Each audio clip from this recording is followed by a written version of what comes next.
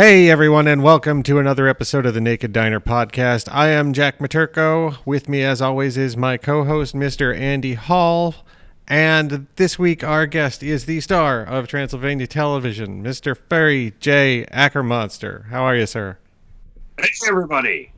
Pretty good. How are you? I'm good. So I think I got no idea where I am. I had to break into these people's house in order to use their internet, but I don't think they're home, so it's okay. Did you have to plug in, or are you just on the Wi-Fi?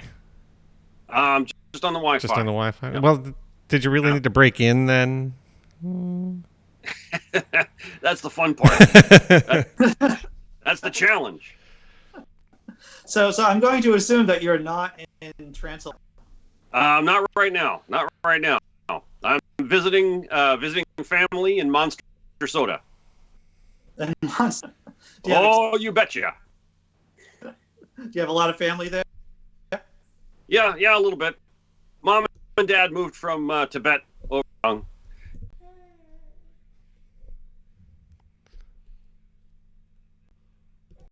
That's why I have the. Right, Fargo. That's it. Right. Why did your parents come out of Tibet to the States? Mostly food. Food. Yeah. Really? Yeah. Just following the herd. You'll have to forgive me, Mr. Ackermonster. Should I call you Mr. Ackermonster? Or do you? What? Oh no. Just call me Furry. Call me Furry. Right. So, do Yetis form nuclear families, or is there an extended family that moved with you? Because you mentioned herds, so I was curious. Oh.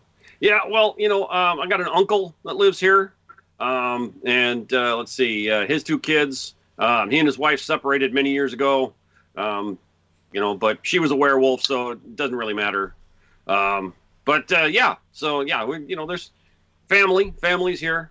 We get together around the holidays. So for our viewers and our listeners who aren't acquainted with Transylvania TV, okay, you want to talk about that a bit? Sure, I can talk about that. Great. That's our show. You have any questions? I do. So what brought you to Transylvania? When you have family here? Actually, I was looking for a way to pay off some really serious student loans. Oh, yeah. Where did you go to college? University of Monstersotta, Mankato. Oh, very good. What was your major? Media. Yeah.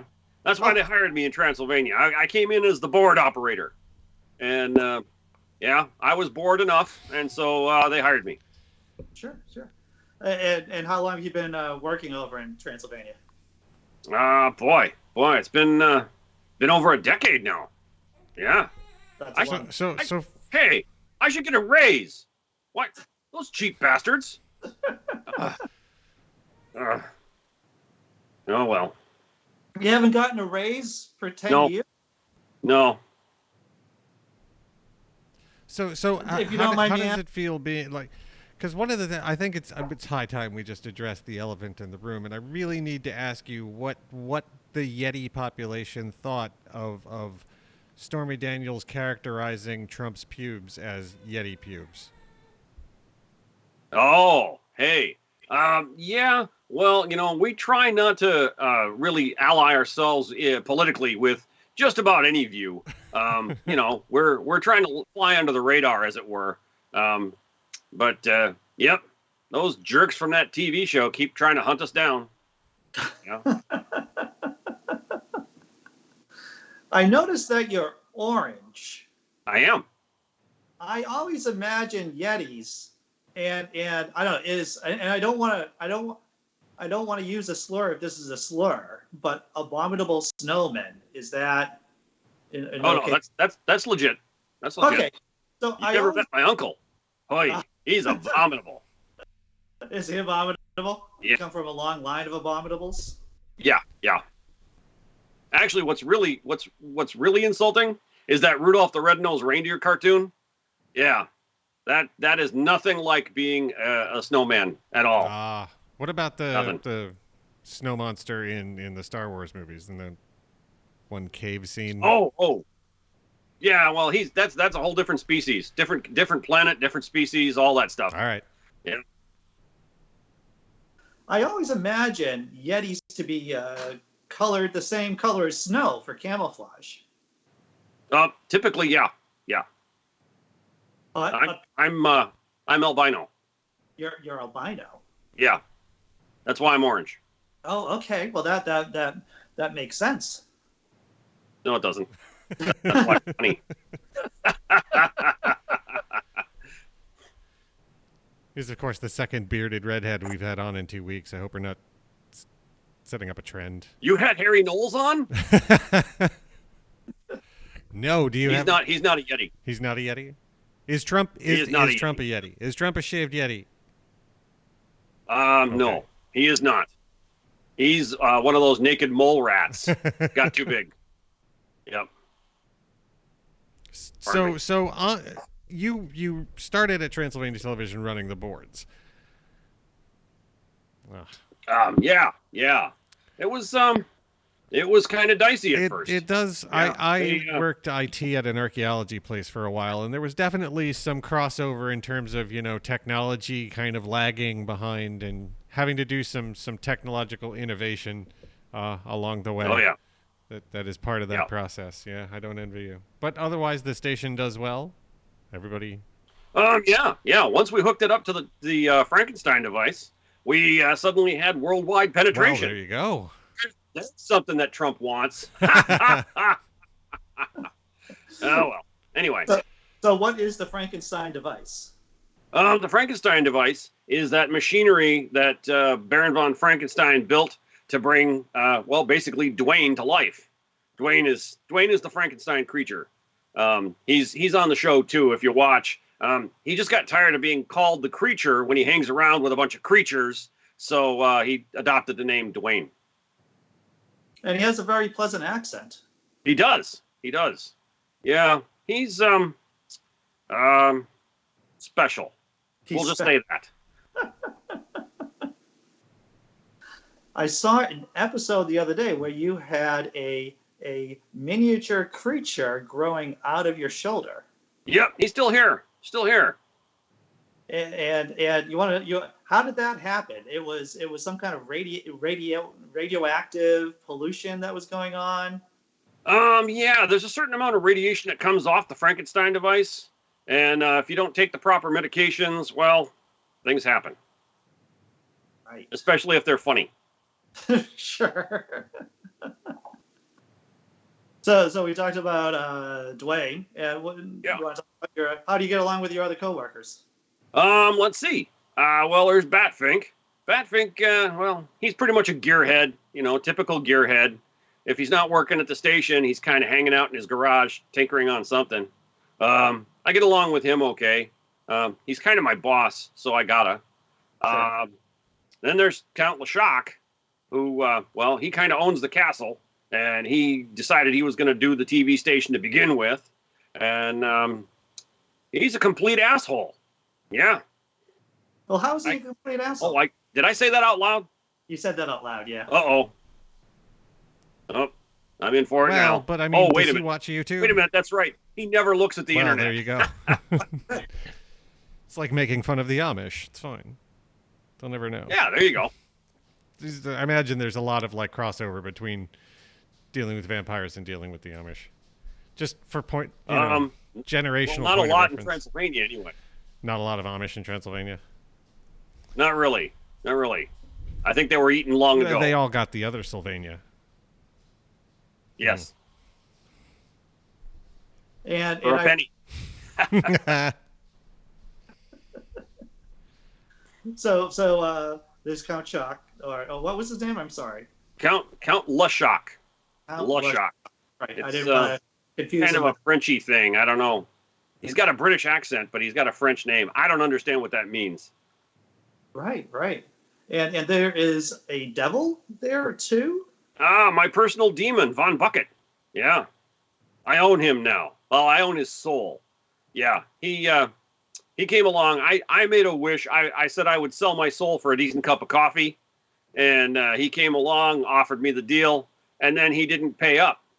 So we challenged each other, challenged to a duel, Bazooki Hero, and I won. So I got his soul, and now he's just kind of a fifth wheel, I guess.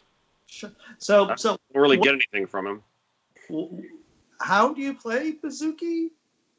Oh, it's just like Guitar Hero, Oh, only with bazookies. maybe I don't know what a bazooki is. You have the entire internet in front of you. You couldn't look that up. Do I need to do it? Google, my friend. All right, Jack, you can take care of the interview right now. Right now.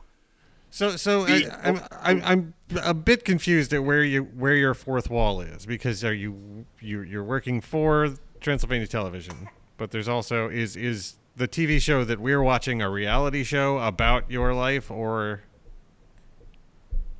There's a fourth wall. maybe, I don't know. Is there? I've never seen it. You've never seen the fourth wall? Nope. Just an open side of the castle with cameras everywhere, and that's very. I guess, yeah. There's that. A bazooki. That's just a funny guitar. That's all that. A funny Irish guitar. Am I off a base on that? And now you know why it's funny. Well, I thought the name itself was kind of funny. I didn't know. It is. It is. The head writer for the Muppets, Jerry Jewell, used to say that the funniest letter in the alphabet is the letter K. Oh, sure. Yeah. And so, Bazooki. Got a Yeah. K in it. Must be funny. Whenever I watch Louis Black, the comedian, you can tell that he punches every single word. Mm. A sound in it, especially for the last sound of any word of a word. Ah, there you go. Lessons in comedy. Waka waka waka. Wait! You're gonna get us sued by Disney with that shit now. Well, Yeah, probably. don't need that hanging over me.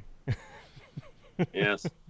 Because Watch out for the Edison-powered rat in short pants. it Yes, is sir. a bit absurd at this point, man. And the thing that blows my mind is, like, everybody who's just like, yeah, creative talent freedom, blah blah blah. All of them got Disney Plus subscriptions this week. Really, really tedious. But what are you gonna do? That's okay. I own Disney stock, Oh so well, whatever. I mean, I guess it goes up anyway. Right? No. I'm waiting for the split, baby. Oh yeah. Mandalorian. Yeah. So what you drinking? What you got in the cup? Coffee. Oh, okay. It's work time, so. How about you? Coffee. Okay. I didn't have to sell my soul for it, but Yeah, well, this happens. So you got all kinds of watchers. Watch your show. What's the general gist of your show? Ooh, well, that's a good question. What did the Huffington Post call us, Jack? An assorted mash, kind of like we had a write-up over at the Huffington Post one time, and it was interesting juxtaposition. Yeah. We find a lot of interesting ways to just say we talk to strangers once a week. It's right. And yes.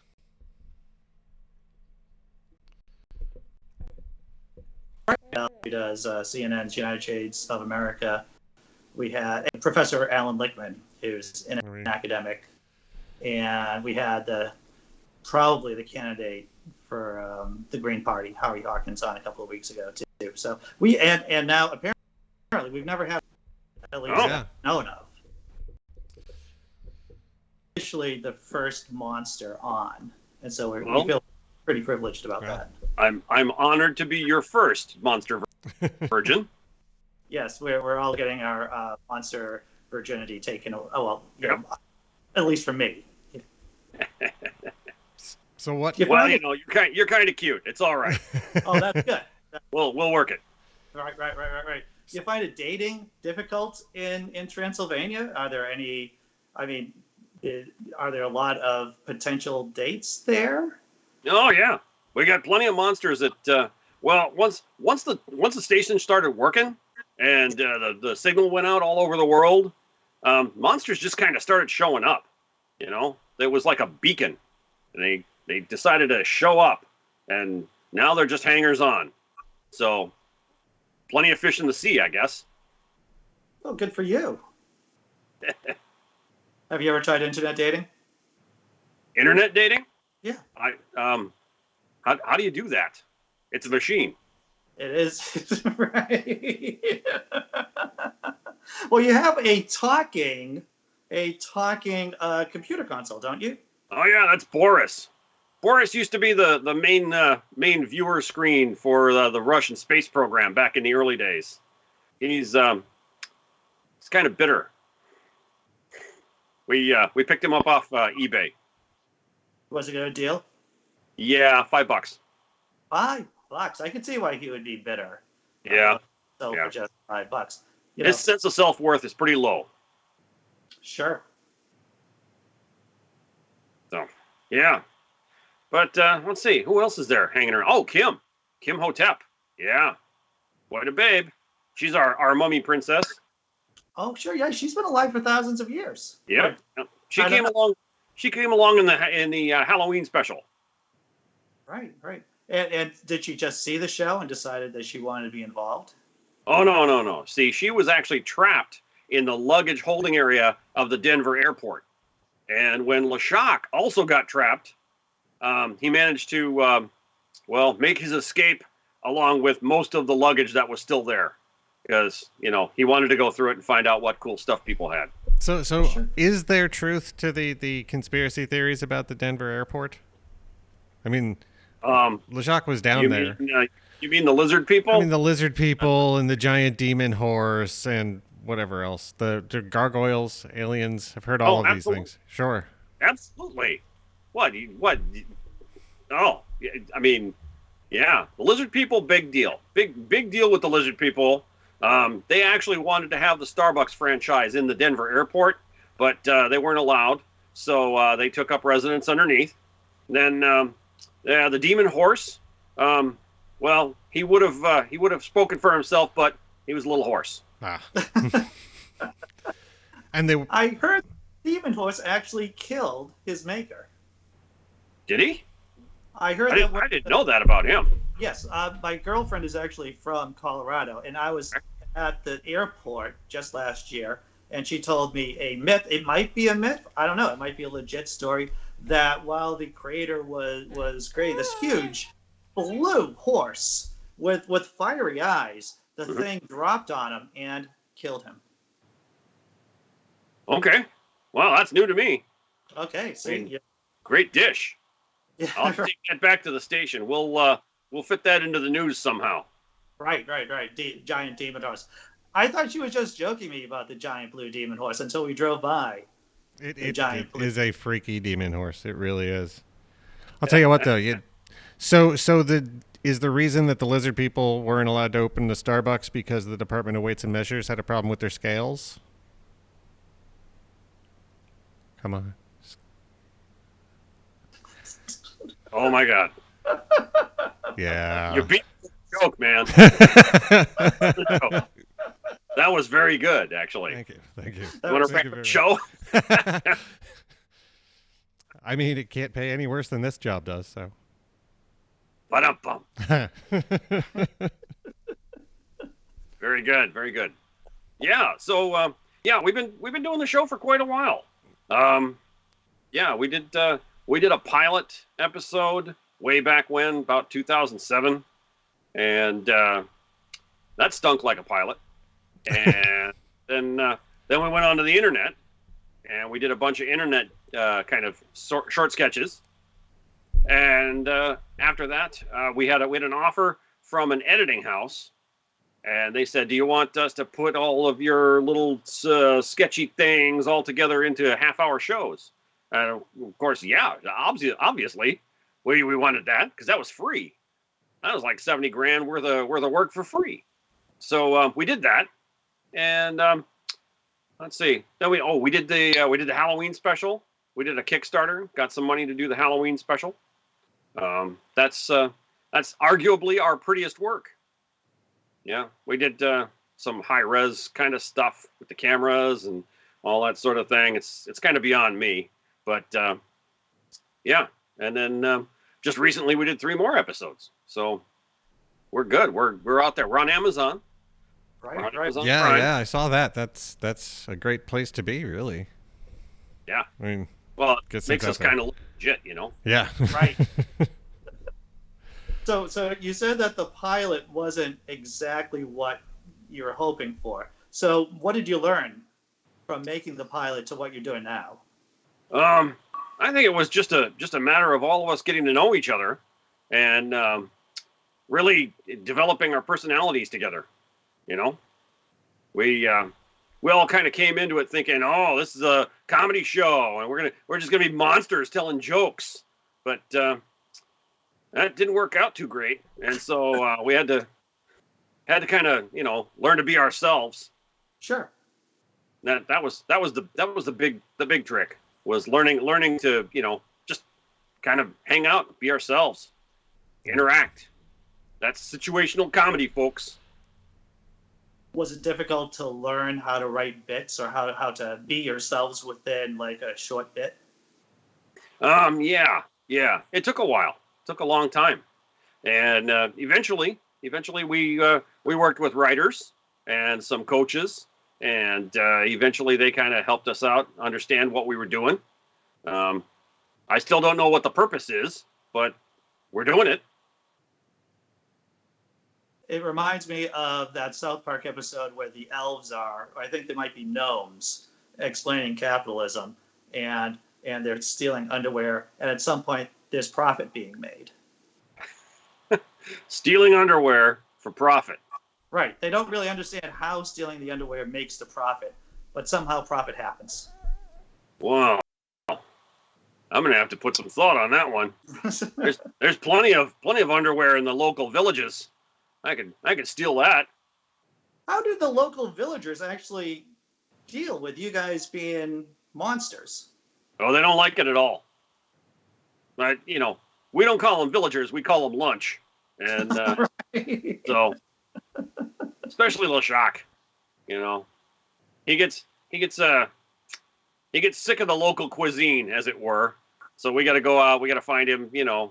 Maybe he'll go for some nice Chinese or Mexican every so often. We call out for lunch. We have them shipped in. It must be very expensive. That must be where all the money is gone for your raises. Yeah, that's probably true. I'm just a Yeti. I'm not an accountant. I don't know. So what do you like to eat? I imagine you don't like people, or I don't know. I don't know what Yetis eat. What don't I like to eat? Oh, really? I don't eat squid. Don't eat squid. They're too smart. They are. I go to the zoo and I look in the fish tank, and there's a squid in there, and he looks right back at me, and I know that he's looking at me thinking, "You asshole, you ate some of us, didn't you?" Probably. I don't know. But otherwise, Yeah. is, Otherwise, pretty much anything. I mean, not rocks, but no. we leave the rocks for the rock eaters. The rock eaters, that's their job. So, I always know assume that I mean, are Yeti related to Sasquatch? Is that like a cousin thing, or like what's the? Oh yeah, yeah. It's like it's like black bears and polar bears, Okay. or Yogi bears and Fozzie bears, or bad news bears, and bad idea bears, and gummy bears, and I'm really belaboring this joke, guys. Laugh and I'll stop. Okay, there we go. So, do you have any heroes who are monsters? Do you have any monster heroes? Let's see. Captain of Monsterka. Yeah. The Mighty Soar. Yeah, those guys. Love them. The Revengers. Right. the Incredible Bulk, and Black Widow. Of course. The real Black Widow. Right. Yeah. So, where are you guys at? Where do you hang from? Phoenix, Arizona here. Phoenix, Arizona. Don't forget Winona, Kingman, Barstow, San Bernardino. Like that. Route 66. Yeah. That's like the Mother Road. It is, yeah. Well, I guess that runs a little north of here, right? Like 66 doesn't really run through Phoenix, but it was close enough. You got to take the beeline up to get to where the 66 kind of came into town. Gotcha. Yeah. I have no idea what the beeline is. It's a road that runs from like here up past Flagstaff to Winslow, like the song. Oh, right. Yes, I'm from the Boston area. I'm just I'm in Watertown right now, which abuts Cambridge. So yeah, Boston, Cambridge, Watertown. I have no idea where that is.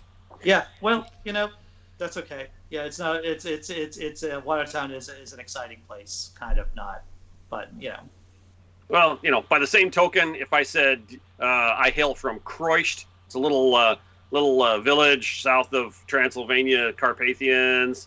You'd go, oh yeah, okay, yeah, I know where that is, and you'd be lying the entire time, right? Yeah. So you just say Transylvania, and people just understand. Right. It's like saying, I'm from Anoka, but actually, I just say I'm from Minneapolis. Yeah, sure. Yep. I don't even know what country the Carpathian Mountains are in. Hungary, Czechoslovakia, or no, the Czech Republic, Slovakia. I have no idea. All the above. All the above. They're just wherever we want them to be. Right. Whatever's funny for that joke. Right. That's why that's why Count LeChanc. Sometimes he can see himself in a mirror because, well, it needed to be funny. Needed that to happen. I didn't want to bring that up, but since you brought it up, I did notice that he could see himself in the mirror because he's quite a vain guy. He is. And we tend to explain that as like the ectofilter. I mean, technically, he shouldn't appear on camera either, but I hadn't even thought of that, but you're right, because he has no soul, being a vampire. He shouldn't be on camera or be seen on camera. Right, and he certainly shouldn't be on Soul Train. Oh. That would be awful. Right. You imagine him trying to do a song on Soul Train? I would cringe watch it. It would have to be. I don't know what it would be. Like one of those Russian disco songs. Yeah. I tell you, I'd rather watch the Star Wars Holiday Special on Infinite Loop. I mean, it's a time-honored classic. Holiday Special? Oh, yeah. Yep. We did a couple of opens for them. They show it every year in Minneapolis as a fundraiser for Toys for Tots. That's a good one. So we did a couple opens for them, and mostly like quizzy sort of things and talking about the show. It is a very surreal bit of cinema history. Yeah. Well, one of the writers, Pat Proft, he wrote like the Airplane movies, stuff like that, and he absolutely refuses to show up at the screening. He every year they write to him, they invite him. He's kind enough to write a letter back that says, "Please leave me alone. I never want to think about this again. You people are all insane. Stop watching this crap." Why did he do it? He just wanted a paycheck. He just needed the money, I imagine. Maybe he was under contract. There was, I mean, he was doing it for the paycheck, but there was about, I don't know, 6 dozen writers on that thing. They kept cycling them out and changing their ideas, and so yeah, it's kind of why. I mean, everything was moving so Spock's fast. Dad is watching porn. Like everything grew up around the Star Wars craze so quickly that I don't. yeah, nobody really knew what was going on. It was all just being thrown together so fast. But you know what's wonderful? What's really wonderful? They've legitimized the Star Wars holiday special with the Mandalorian. Really? Like they wrote it into canon? That's... Well, he's the Mandalorian's walking around with Boba Fett's little tuning forky gun thing from the cartoon. Oh. So, if that's not legitimization, I don't know what is. I think it counts. In a cartoon. Still mad about the extended universe decision. Oh, yeah. So. Yeah. Well, you got to admit there were some pretty big clunkers in the EU. Oh, yeah, sure. But, I mean, look at the stuff you air on your channel, so... Oh, yeah. Uh-oh. Maybe these people are home.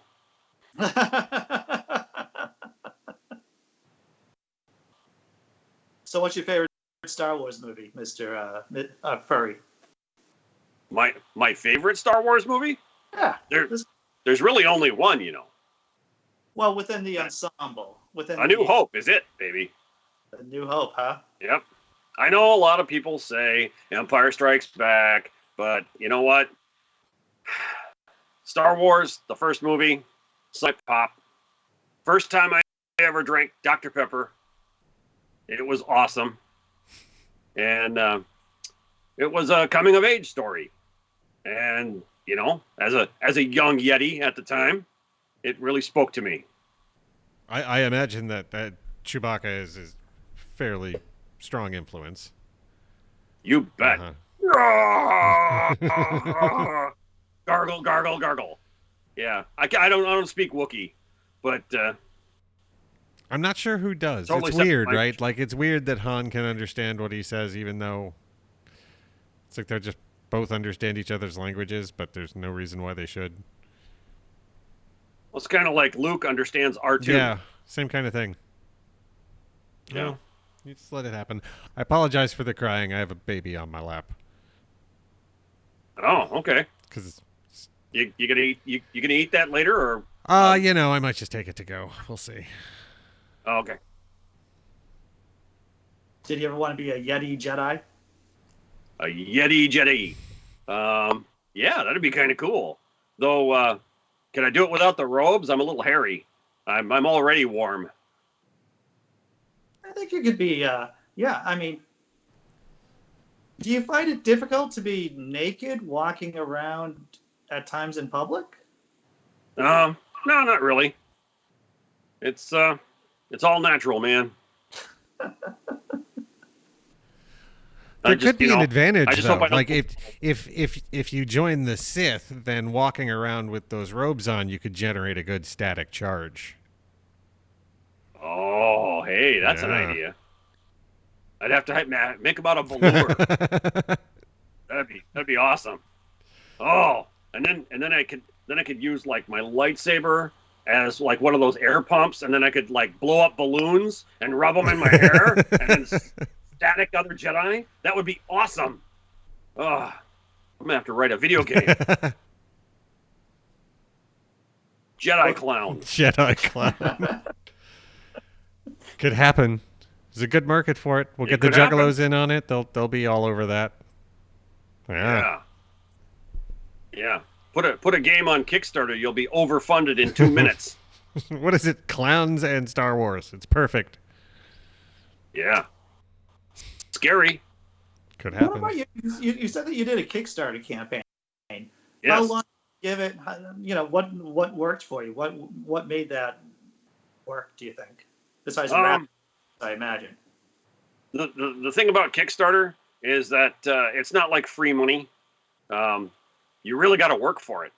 I mean, people think, I'll start a Kickstarter and I'll mention it on my Facebook page, and then everybody will just think my idea is wonderful and give me all the money in the world, and it doesn't work that way. Well, how does it work? How does it work? Well, Kickstarter, they don't advertise for you. They're just where you put up your page, and then, you got to drive the traffic there, right? So you got to basically start a second job telling people about your Kickstarter and drive people to go donate money. The other thing people forget is that Uncle Sam wants his cut. That ain't free. I did not. Got to be prepared to pay taxes on that. That's income. Mm-hmm. That's income. Yep. So now, when you set the goal for what you needed for your special, did you incorporate the taxes? Yes. Well, that's smart because I imagine there's a lot of people who didn't do things like that. Right. Yeah. There's a lot of folks who kind of, they didn't know about the tax thing, and then they would spend all the money and then find out, if they'd raised several $1,000s, suddenly they were on the hook for that. Mm-hmm. So yeah, that's one of the big lessons. The other lesson that we learned is we decide, the little incentives, the things that you give away, right? Sure. When we were doing the Halloween special, that was what we did the Kickstarter for. We decided at a fairly low level of donation that we would send you a signed copy of the script. Well, that script was 60-some pages long. Didn't count on the printing costs. So photocopying costs and shipping costs pretty much destroyed that entire level for us. It ate itself.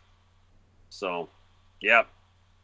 Nowadays, people just, people give access to something electronic, and then that's, not a physical thing anymore. Now, that's an interesting... Did I see on your website that you sell copies of the show on VHS?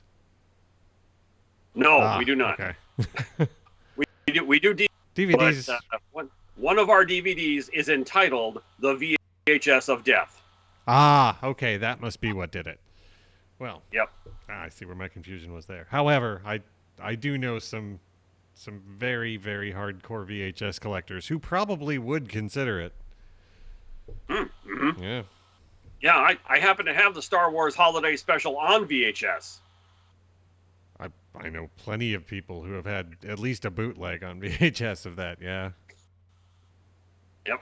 Every year I get to listen to Carrie Fisher sing her drug-out wonky song to the Star Wars theme. It's awesome. It is, but the B. Arthur part's so good, though. Like, the B. Arthur part's really good. Art Carney. Oh, my gosh, Art Carney. Yeah. Oh, what a master that guy is. Oh, when he's doing the setup thing with the little musical box that the Imperial guy's gonna watch, and he's like monkeying around until finally the guy gets so upset at him he yells at him. Oh, that's beautiful. That's beautiful comic timing. Yeah, a lot of good stuff in there. Yeah. Also, did you know Chewbacca's wife is played by a dude? I had no idea. Yeah, his name is Mickey. And then his son is played by a woman. Well, I mean, whoever fits in the costume, right? That's exactly right. Yeah. The woman who plays his son is Patty Maloney, and Patty Maloney did a lot of work with Sid and Marty Krofft. Oh. She was on Far Out Space Nuts. Yeah. Yeah, she was Honk, the alien, on Far Out Space Nuts. Man, that is a deep cut. It's all in here, baby. All in here. Fan of those shows of the Krofft shows? Yep. What was your favorite one out of a lot of them? Let's see. The Krofft stuff, probably Puffin stuff. Puffin stuff. Yeah. I mean, you talk about comedic timing. Billy Hay, she was awesome. She did kill it. I remember watching Sigmund and the Sea Monsters, and I never understood their economy because it was all clams. But aren't clams everywhere? Yes. Yeah. I didn't get that either. But it's a joke. It's a K sound. It's a K sound, right? Clams. Yep. So you haven't got. Go ahead, Jack. Well, I was going to say, so Furry, it seems like on your station, you kind of mine a lot of public domain stuff to air on the network, right? Yep. Where do you go to find your caches of this material? Oh, well, you see, once we plugged in the Frankenstein device to the station, not only did we get worldwide penetration, But the Frankenstein device, well, it likes resurrecting old dead things. So basically free TV shows. Well, there you go. That Copyright free Star Trek. Copyright free Twilight Zone. all the classics. Awesome. Yeah. Yeah. Yeah. As a matter of fact, we got a script now that's calling for a Flintstones parody, which should be fun. Flintstones parodies And, are usually pretty solid. We've always wanted to do like Mayberry or Happy Days or something like that. You mean just doing marathons on your net, or you mean doing like themed episodes of Transylvania television? Coaxing the Frankenstein device to give us a parody of that would be great. Oh yeah, no, parodies are delightful. Yeah, I'm a big. But fan until of then, stuff we're stuck with crappy local programming like Activities with Dwayne. I mean, hey, it's that local community stuff that really keeps you afloat when times are thin, right? So. Yeah. What kind of activities does Practically Dwayne? free to make. Exactly. Just turn a camera on Dwayne and something happens. It's like early reality. It might not make any sense, but but it'll happen. it'll go out on air. That's for sure.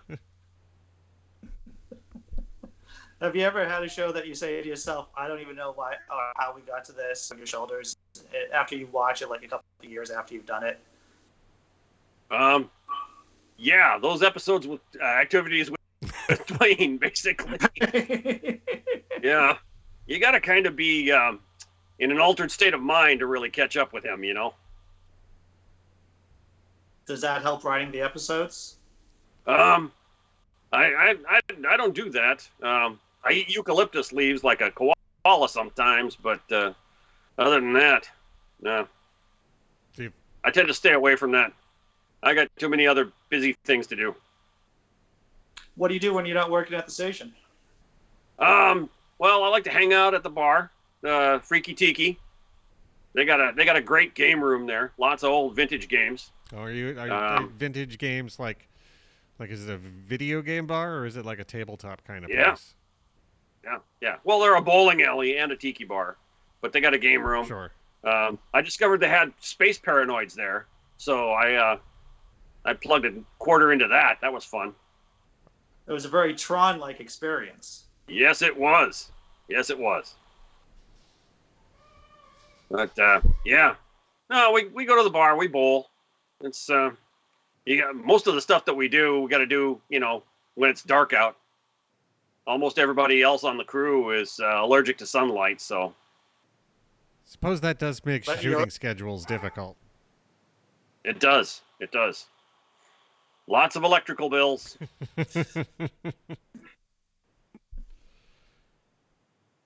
So what are you watching on TV these days, besides The Mandalorian?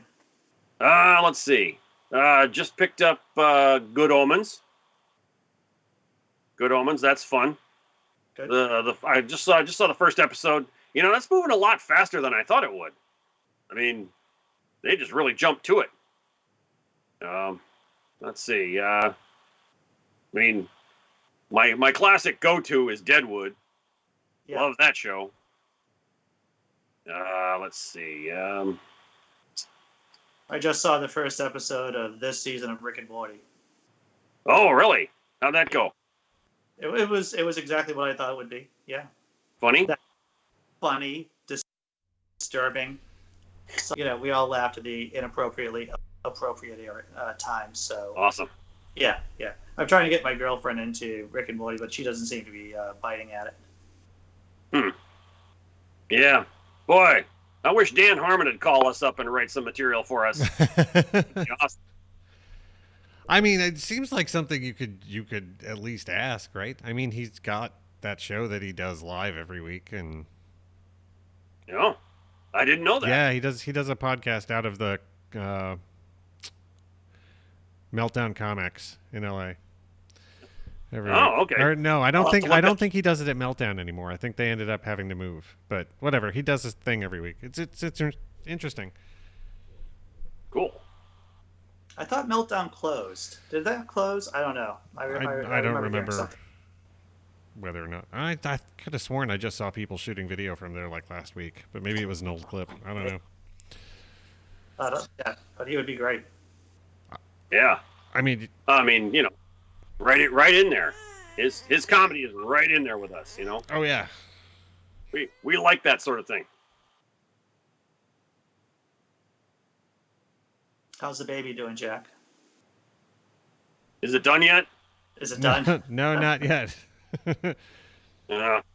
She's just Yeah. on my lap, and she's been waking up and fussing, and every once in a while I just mute my mic and carry on. Carrion. I like carrion. I hear that you can find it in a lot of places. Yeah, like airports. Airports, right? Everybody's got a carrion. Everyone has a carrion, right? So, do you see yourself always working at Transylvania TV? Do you have any other? What's your dream job? My dream job? Yeah. I want to go out to Arizona and reopen Bedrock City. I didn't know that Bedrock City was in Arizona. Yep. They there's a Bedrock City in Arizona and there's a Bedrock City in South Dakota, and both of them are closed. But being the wild Flintstones fan that I am, I tell you, I mean, I think there's probably going to be an opportunity for that kind of thing. Because it seems to me it'd be stupid for Arizona to not get in on, the solar power industry, just go hard. Which would mean lots of money to spend on things like that out here, if you ask me. that'd be cool. Yeah, the classic one closed last year. What's your favorite Flintstones episode? Let's see. Well, not the Pebbles episode. That's kind of boring. I'd have to say the 10 Little Flintstones. No, which one was that? Was that the one with the aliens and they cloned Fred? Yep. They made mechanical Freds, and he went around and got in everybody's face. It was awesome. Didn't they all kind of chant Yabba Dabba Doo? Yabba Dabba Doo. Yabba Dabba Doo. That was a great episode. Yeah. Yep. You got to hear the Martian war machine sound effect too. That was in there. I don't remember that. I just remember the Yabba Dabba. Is that one of those? Is that one of those themes? Is that like the Wilhelm scream? It's one of those things that just shows up over and over. Yeah. Oh yeah. The Martian war machine was used in just about every sci-fi movie in the 50s. I mean, they even used it in Forbidden Planet. So. Is that the sound of the gun shooting? The ricochet. Okay. Yeah. What do you think about Kazoo? Do you think he ruined the show? Do you think that was when they jumped the shark, or are you a Kazoo fan? Am I getting the name right for the little Martian? Kazoo starts with a G. Yep. Oh, Kazoo. Right. What? Where are you on the Kazoo thing? Harvey Korman's pretty funny. Yeah. I liked his work. Kazoo, well, it was kind of like they were reaching. That was the last of the early episodes. The first series of Flintstones. That was like season 6, and they were reaching hard to try and figure out something to make a new script. All the famous people that what's her name, the singer, and Margaret. Yep, and Mark Rock. Right. Yep. You just have to throw the rock at the end of and that's the right name for the character. Yes. Yeah.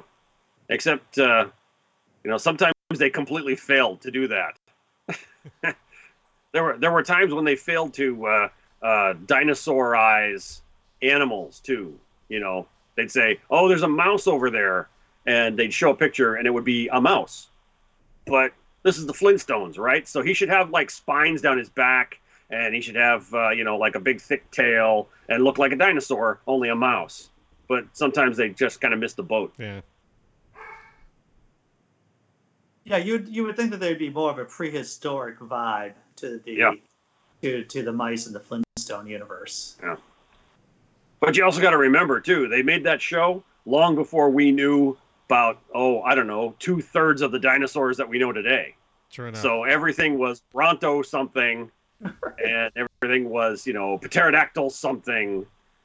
There really wasn't even any kind of T-Rex references. There weren't. I do remember Fred eating a bunch of Bronto ribs. Yep. That were huge, like hilariously I huge. seem to recall that in the first season, Dino could talk, and then all of a sudden that went away. Yeah. Well, I always figured that Fred and Barney, they met him in the episode where they were hunting the Snorkosaurus. And he was a Snorkosaurus. And he could talk. And so they brought him home as a pet.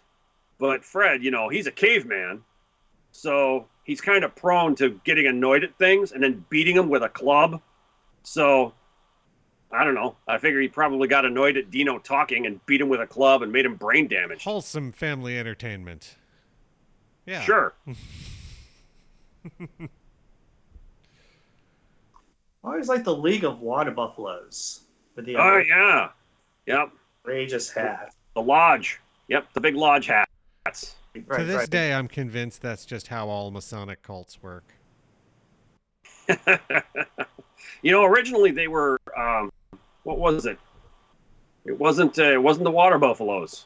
It was the order of something. It was like a dinosaur name. I can't remember. But then they switched. Right. Fascinating.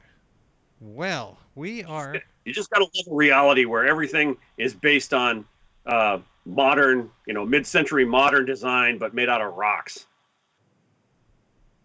I don't know how they made those cars move just by pedal power. I mean, they're rocks. Yeah, those wheels would definitely Each one be of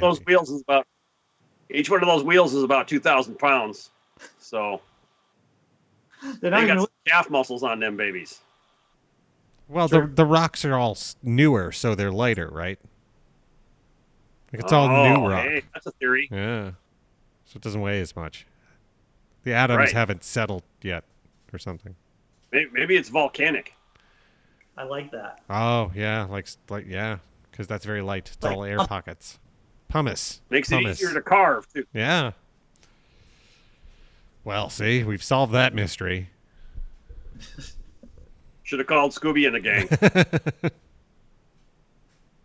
Were you a big Scooby fan? Scooby's okay.